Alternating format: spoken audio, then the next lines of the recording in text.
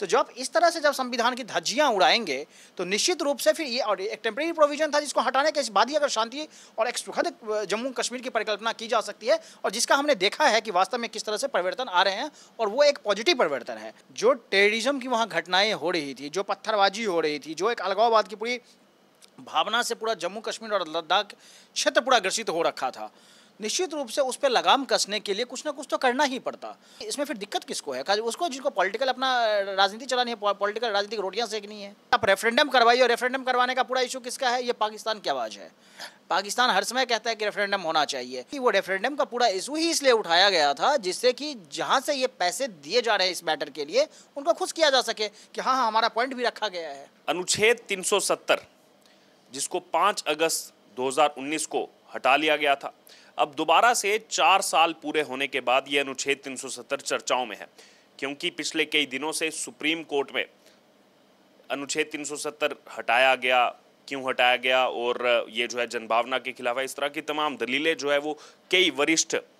वकीलों की तरफ से रखी जा रही है। इन्हीं सब मुद्दों पर बातचीत करने के लिए हमारे साथ मौजूद हैं युवा वकील पीयूष पुष्कर। आइए उनसे बात करते हैं। पिछले कई दिनों से लगातार सुप्रीम कोर्ट में सुनवाई चल रही है, दलीलें रखी जा रही हैं। दूसरी तरफ हम देख रहे हैं जो संविधान पीठ इसकी सुनवाई कर रहा है, 5 उसमें जज हैं, वो भी सामने से सवाल दाग रहे हैं। क्या पूरी सुनवाई में निकल करके सामने आ रहा है, क्या लग रहा है आपको? देखिए अर्जुन जी, विषय ये है कि वास्तव में इस प्रोविजन की ज़रूरत क्या थी और वर्तमान समय इस प्रोविजन को हटाने की क्या आवश्यकता पड़ी। क्योंकि जो पूरी की पूरी दलील है वो इस बात पर है कि क्या संघीय ढांचे में कोई असर उसका हुआ है या नहीं हुआ है, या फिर जो ये फेरबदल किया गया है, जो अमेंडमेंट लाया गया था और जिसके थ्रू उसको हटाया गया है, वास्तव में क्या वो संघीय ढांचा और साथ ही साथ संविधान के साथ क्या वो छेड़छाड़ है। अब उसमें जो सबसे महत्वपूर्ण बात यह है, जिस समय ये विलय हुआ था, और यही चूंकि बेंच की तरफ से पूछा गया है, क्या वो विलय जो था वो सशर्त था या बिना किसी शर्त का था। तो बेंच का ये मानना है, और यही चीफ जस्टिस ने कहा कि ऐसा कुछ भी नहीं इंगित होता है जो वो ट्रीटी ऑफ एसेशन है कि जहाँ पर यह पता लगे कि भाई उसने कोई शर्त रखी है। ये बिना शर्त का विलय था, इसलिए अलग से इस तरह का कोई स्टेटस, इसकी परिकल्पना ऐसे नहीं की जा सकती है। अगर आप देखेंगे, अगर फिर उसमें जो दूसरा विषय है वो ये है कि क्या प्रोविजन अस्थाई था या अस्थाई था, उसको लेकर 370 खुद ही जो प्रोविजन है ये जिस पार्ट में फॉल करता है उसमें वो अस्थाई प्रोविजन ही लिखा हुआ है। तो 369 से ही जब वो स्टार्ट होता है, फिर 370 ये सारे अस्थाई प्रोविजन है। इसका मतलब ही है कि जब ब्रॉड हेडिंग ही अगर अस्थाई है तो फिर उसको आप अस्थाई करने का कुत्सित प्रयास नहीं कर सकते हैं। तीसरा विषय कि वास्तव में उसको हटाने की क्या आवश्यकता पड़ी थी।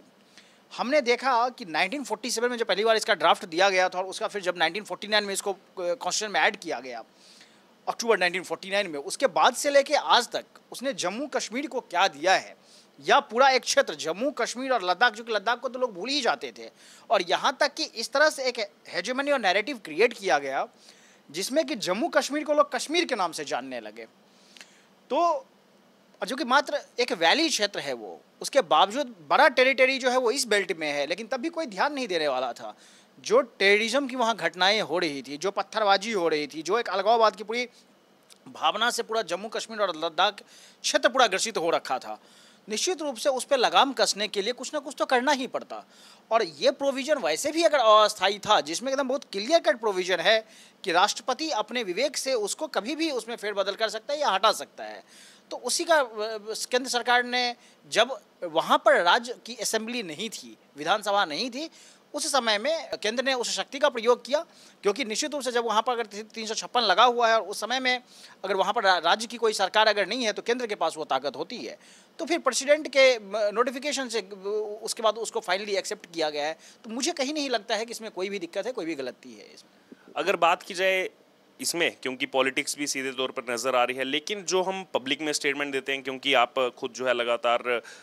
कई सारे आर्गूमेंट्स में रहे हैं कोर्ट के अंदर, तो कोर्ट के अंदर हम जो कहते हैं वो हमें थोड़ा दायरे में रहकर कहना पड़ता है कि जो संविधान के मुताबिक है उस पर बात करनी पड़ती है। लेकिन हमने देखा इसमें भी, जैसे कपिल सिब्बल पेश हुए, उन्होंने वही चीज़ें दोहराई जो बाहर कही जाती हैं कि इसको छेड़ा नहीं जा सकता, इसको हाथ नहीं लगाया जा सकता, इसको हटाया नहीं जा सकता। फिर सामने से जो जज हैं वो कहते हैं कि नहीं, ये तो आर्टिकल 370 खुद ही कहता है कि इसका जब उद्देश्य पूरा हो गया इसको हटाया जा सकता है। फिर जब उन्होंने ये बात कही कि नहीं, इसको नहीं आप छेड़ नहीं सकते, तो फिर वहाँ पर दूसरे जो जस्टिस हैं वो कहते हैं कि नहीं, ऐसा तो कहीं भी नहीं जिक्र है इसमें। तो इन दलीलों पर क्या कहेंगे? उनके आर्ग्यूमेंट के खोखलापन को आप इस स्तर तक समझ सकते हैं कि उन्होंने कहा कि हम एक एग्जाम्पल देते हैं, और वो उन्होंने उस एग्जाम्पल के तौर पे ब्रेग्जिट को कोट किया था, और तब चीफ जस्टिस ने कहा था कि हमारे कॉन्स्टिट्यूशन में रेफरेंडम का कोई प्रोविजन नहीं है।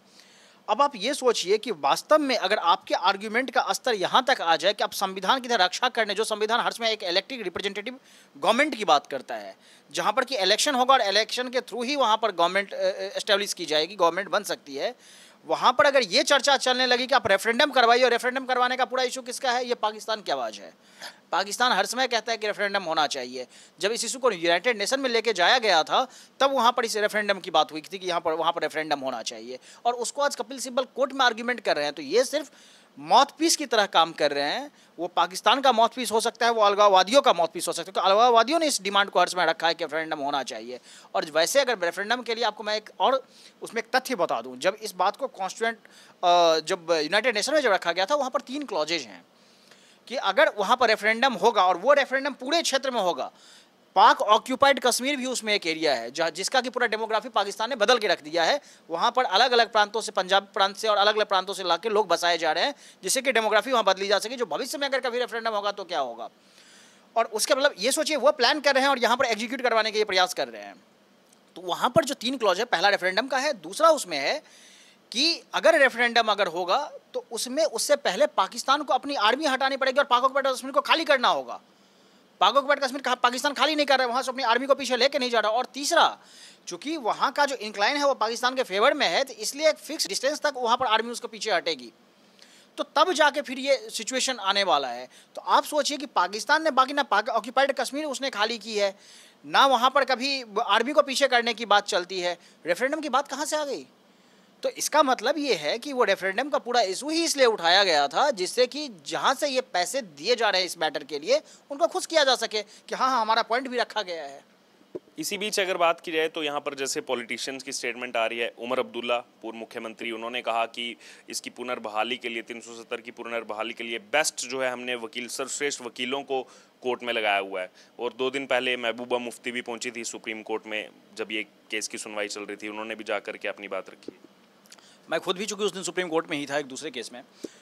तो क्या है कि ये सब भी एक लाइमलाइट लेने का एक प्रयास होता है कि आप अपने जो कॉन्स्टिट्यूएंट्स हैं आप उनको किस तरह सेटिस्फाई करेंगे। उनको भी पता है कि वास्तविक परिणति क्या होने वाली है। वास्तव में इस चीज़ को हटने के बाद वहाँ शांति आई है या नहीं आई है, बिजनेस बढ़ा है या नहीं बढ़ा है, क्या पत्थरबाजी की घटनाएं रुकी है या नहीं रुकी है, टेररिस्ट एक्टिविटी रुकी कम हुआ है या नहीं हुआ है, जो जवानों का जो वीरगति प्राप्त करने का जो सिलसिला था क्या उसमें कमी आई है या नहीं आई है, क्या वहाँ लोग शांति से पहली बार वहाँ पर 15 अगस्त और 26 जनवरी को आप झंडा फहराते हुए देखते हैं, क्या ये सुखद एक कश्मीर का एक चिन्ह नहीं है? तो निश्चित रूप से जो सरकार ने जो निर्णय लिया है और खास करके जो लद्दाख क्षेत्र को जो स्वायत्ता मिली है, वहाँ के लोग खुश हैं, जम्मू के लोग खुश हैं, कश्मीर के जो वास्तविक जो जेन्युइन आवाम है वो खुश है। तो भाई इसमें फिर दिक्कत किसको है? उसको जिसको पॉलिटिकल अपना राजनीति चलानी है, पॉलिटिकल राजनीतिक रोटियाँ सेकनी है। अब तो वो लोग भी ये स्टेटमेंट्स दे रहे हैं, जैसे बात की जाए यहाँ पर जो जेएनयू में बड़े बड़े नारे लगाते थे उस समय, वो भी अभी कुछ दिन पहले 15 अगस्त पर कह रहे हैं कि नहीं यहाँ पर अब शांति बहाली हुई है, ह्यूमैनिटी अब जो है यहाँ पर नज़र आ रही है, उनमें भी बदलाव नज़र आ रहा है। लेकिन ये कुछ पॉलिटिशियंस में क्या है कि वहाँ जितने भी राजनीति करने वाले लोग रहे हैं, एक तो कुछ चुनिंदे परिवारों से रहे हैं, और दूसरा कि अन्य जो लोग हैं उनका एक ही वहाँ पर मकसद है कि जो मतलब पॉलिटिकली जो एक्टिव वहाँ पर लोग, क्योंकि बाकी लोगों को तो शामिल होने ही नहीं दिया जाता था। वहाँ पर लोकल बॉडी इलेक्शन होते थे, मार दिए जाते थे। जब रिजर्वेशन की बात आती थी, रिजर्वेशन SC ST कुछ जो महिलाओं का रिजर्वेशन, कोई रिजर्वेशन नहीं मिलता था आपको। और आप तो उस क्षेत्र से आते हैं, विभाजन के समय में जो लोग आए हुए थे उनको आज तक वोटिंग राइट नहीं दिया था विधानसभा। अभी मिले हैं। तो जो और डिलिमिटेशन इस तरह से किया जाए कि कश्मीर का ही कोई व्यक्ति मुख्यमंत्री बनेगा, जम्मू का कोई व्यक्ति मुख्यमंत्री ही नहीं बन सकता है, इसके बावजूद कि ज़्यादा जनसंख्या जम्मू की है। तो जब इस तरह से जब संविधान की धज्जियां उड़ाएंगे तो निश्चित रूप से फिर ये, और एक टेम्परेरी प्रोविजन था जिसको हटाने के बाद ही अगर शांति और एक सुखद जम्मू कश्मीर की परिकल्पना की जा सकती है, और जिसका हमने देखा है कि वास्तव में किस तरह से परिवर्तन आ रहे हैं, और वो एक पॉजिटिव परिवर्तन है। जम्मू कश्मीर का आवाम खुश है, वहाँ की महिलाओं को जो बाहर से शादी करती थी उनका प्रॉपर्टी राइट वहाँ खत्म हो जाता था। तो ये सब जो चीज़ें बेनेवोलेंट प्रोविजन जो है, और वास्तव में अगर वो देख रहे हैं कि भाई ये अस्थायी अस्थायी और कॉन्स्टिट्यूशनल वैलिडिटी पे जा रहे हैं, तो वास्तव में ये तो इक्वालिटी तो basic structure of the constitution है। आप तो वहाँ इक्वालिटी नहीं दे रहे थे। पार्ट 3 का जो इम्प्लीमेंटेशन है वो वहाँ नहीं हो रहा था, तो उसको तो फिर खत्म होना ही था, क्योंकि जब भी फंडामेंटल राइट और बाकी प्रोविजन में कॉन्फ्लिक्ट आएगा तो फंडामेंटल राइट को सबसे पहले प्रेफरेंस दिया जाएगा, तो उस बेसिस पे भी इसको खत्म हो जाना था। तो और इसलिए खत्म हुआ है, मुझे नहीं लग रहा है इसमें कोई भी दिक्कत है। जो आपने परिवर्तन की बात की वो सिर्फ हृदय परिवर्तन नहीं बल्कि राजनीतिक रूप से बेनिफिट पाने का भी एक परिवर्तन है, जबकि उनको ये अब दिखाना है। और आप शायद आपको याद होगा कि उस चुनाव में जिसकी आप बात कर रहे हैं, जिसकी तरफ इंडिकेट कर रहे हैं, उस चुनाव में जीते हुए जितने भी लोग थे वो सभी ने अपना दल परिवर्तन कर लिया है। तो निश्चित रूप से वो अब उनको लग रहा है कि भाई पॉलिटिकल हवा किस तरफ बह रही है। कहा जाता है कि जो रुपया बिकने वाला हो उसका व्यापार करना चाहिए, तो उनको पता है कि वास्तव में कौन बिकने वाला है, क्या चीज़ बिकने वाली है। तो निश्चित रूप से उनका अपना व्यक्तिगत खैर लाभ हो सकता है, लेकिन हाँ, निश्चित रूप से मैं कह सकता हूँ कि ये जो आर्टिकल हटाया गया उसके बाद जम्मू कश्मीर को एक सुखद भविष्य को सिर्फ ना सिर्फ सोचने और देखने बल्कि वास्तव में अनुभव करने का भी एक अवसर मिला है। तो आपने सुना हमारे साथ वरिष्ठ वकील पीयूष पुष्कर को। अभी एक तरफ से दलीलें दी गई है, अभी आर्गुमेंट जो है वो इस पे जारी रहेगा और बहुत से लोग जो दुहाई देते थे यहाँ पर अनुच्छेद 370 को लेकर के, अब खुद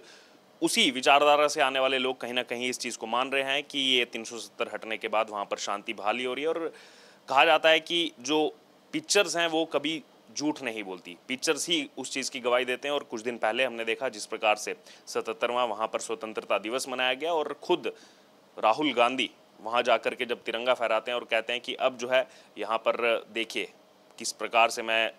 तिरंगा फहराया, और तमाम उसको लेकर के बाद में भी अपनी बातें रखते हैं, तो कहीं ना कहीं इसी से जाहिर हो जाता है कि 370 जो है हटने के बाद वहाँ पर जम्मू कश्मीर में किस तरीके से चीज़ें सुचारू रूप से चलना जो है शुरू हुई हैं।